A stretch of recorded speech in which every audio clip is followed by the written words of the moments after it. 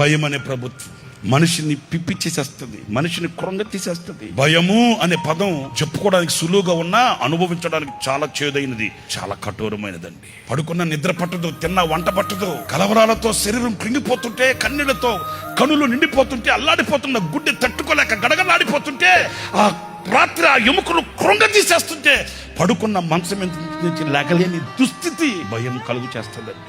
కంటికి కనబడడానికి ఎందరో ఉన్నా ఆపత్కాల మందు ఆదుకోవడానికి ఎవడు కానరాని నిశీధిలో చిన్ని చేతుల్లో చిల్లర పైసలు లేక చిందర వందర చేయబడిన బ్రతుకు కుక్క చింపిన ఇస్తర్లా మారిపోతుందేమో అన్న భయంతో అల్లాడిపోతూ తల్లడిల్లిపోతున్న ఆ గుండె చప్పుడు ఎలా ఉంటుందో బహుభీకరంగా ఉంటుందండి.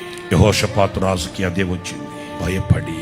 కానీ మనం నేర్చుకోవడానికి ఒక పాఠం చెప్పనా? ఆ భయము కలిగిన వేళ ఏం చేశాడు అని అంటే ఉపవాస దినాన్ని ప్రకటించాడంట. అదేనండి పరిష్కారం. మౌనంగా మోకరించి ప్రతిష్ఠించుకుని ప్రభు పాదాలు పట్టుకోవడం ఉత్తమమైన పని.